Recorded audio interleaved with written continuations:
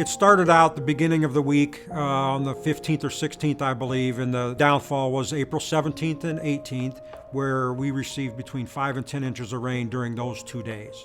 We received heavy rain Wednesday through Thursday. We started to see the actual river flooding over the weekend.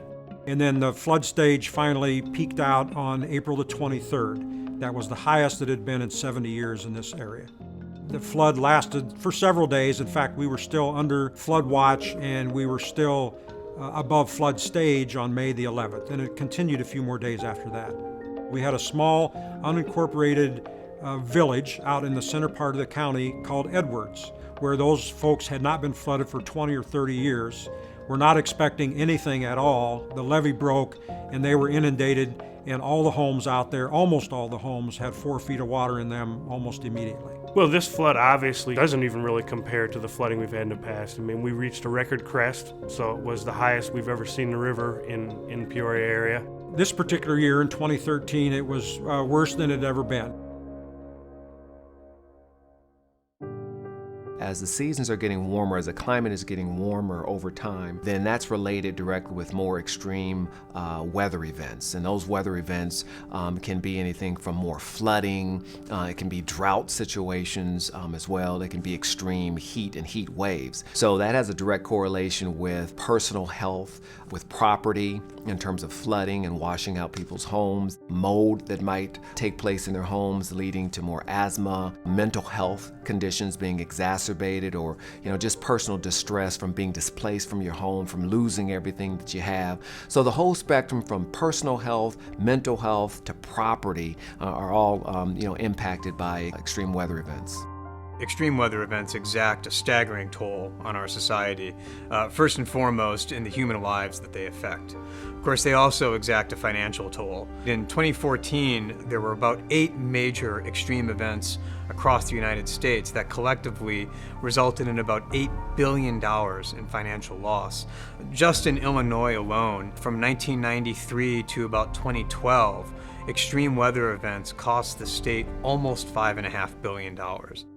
One of the things we really have to wrestle with as we move forward is changes in the variability or the uncertainty of what's going to happen. We get a lot of questions about the difference between the weather and climate. And so weather is kind of more the short term, what's happening right now, what's happening in the next couple of days, whereas climate is more the long-term picture. So what's happened maybe over the next 30 days, the next year, the next 30 years, the next century or millennium, because if you take the weather over time, as you average that up, that becomes the climate of a particular region. We talk about global warming, and then here we have this very cold, snowy winter in Illinois. It does seem like a contradiction, but not really. If you look at the global temperatures, they actually did warm up during this time period, but we were just in this one area that had very cold temperatures. And while we were very cold, other parts of the world were very warm. So like Alaska, I got a friend up there, and they were in the 40s and 50s while we're minus 10 and minus 20. So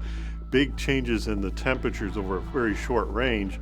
But it really didn't have a big impact on the global temperature. So it was more of a local effect. And we see that pretty much every winter somebody is in a cold spot and somebody else is a very warm spot. So those kind of balance out. And it really falls more in the category of a weather pattern versus the long-term climate change. If you look at the latest national assessment, which just came out this spring, what they're showing is that increase in temperatures at the mid-century mark on the order of about 4 to 5 degrees, depending on where you are across the Midwest. So that's the middle part of this century. By the end of the century, obviously it'll be much warmer as the CO2 gases increase. So 4 degrees, that's a pretty sizable difference. By way of comparison, that makes Chicago feel more like far southern Illinois. So that's a big change in our temperatures over just a period of about 30 or 40 years.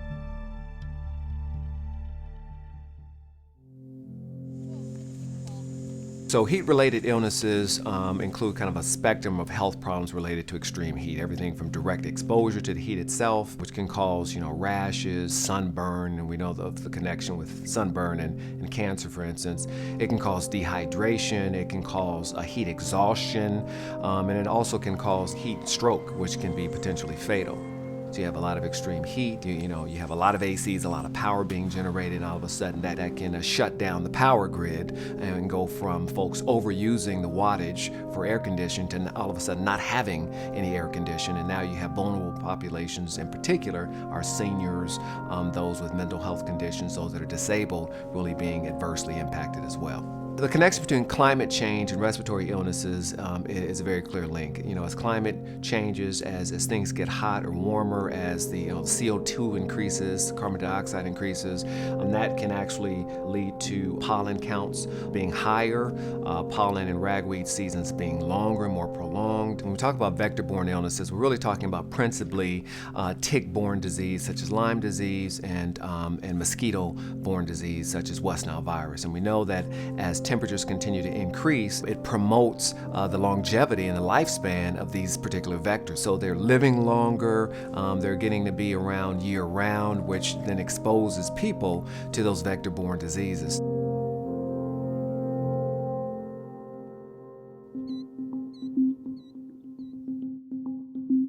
Right now, the models are showing for precipitation across the Midwest that we're going to see wetter conditions in spring, fall, and winter, and drier conditions in the summertime. We're getting overall wetter. We're going to probably see more flooding, more heavy rain events. You have flooding, which can actually overwhelm the storm water management system. So now you have bacteria and sewage overflowing into the drinking water table, for instance, overflowing into beaches, and people are swimming and they're getting exposed to bacteria that way.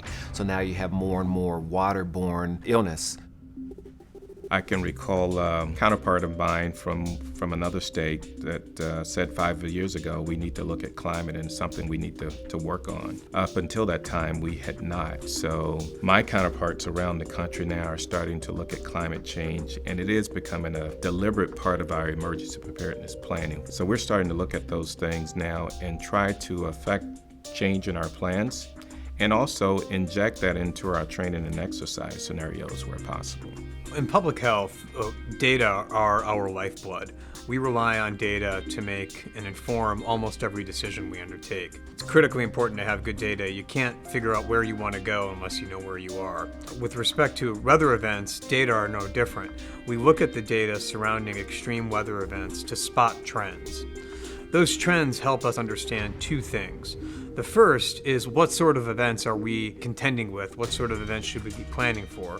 And secondly, how should we prioritize the relative importance of events like that? So weather is no different from any other type of issue that we plan and contend for in public health. But what's important to understand, though, is that the data help us see small changes that are occurring over time that in the aggregate might present looming issues. For example, in Illinois, we know from the data that flooding is becoming a more serious problem. And so we can and are adjusting our planning to take into account the threat that flooding presents. We're also using data to plan not just for single discrete events, but for complex, compound events. So in the event, for example, that an extreme heat event knocks out the electrical system, you would have a 1-2 punch where it's not only quite hot, but you also lack the vital air conditioning services that are necessary to protect individuals. So looking at data holistically across a long time frame helps us see those trends that on a day-to-day basis might not be evident. We can always take a look back and see what the patterns have been, where in the state that are subject to those extreme weather events, and try to use that data as we move forward and compare it with the future data that we might get. And marry the two up and say, okay, do we still need to do emergency preparedness planning in this area? And if so, how much? But we want to keep it on the radar, by having that historic data and the future projections. The cost for planning for an extreme weather event is certainly less than the cost of the extreme weather event itself. More than that, though, the cost of planning for an extreme weather event that doesn't materialize is far, far less than not planning for an extreme event that does in fact happen. Floods and heat waves have become more frequent and more severe, and these trends will worsen in the coming decades. Preparing effectively for the future means planning to respond to natural disasters that are more complex, more severe than what we've seen in the past. Hazard vulnerability assessments and all hazard mitigation plans should make use of climate information from the Illinois State Climatologist and the U.S. National Climate Assessment.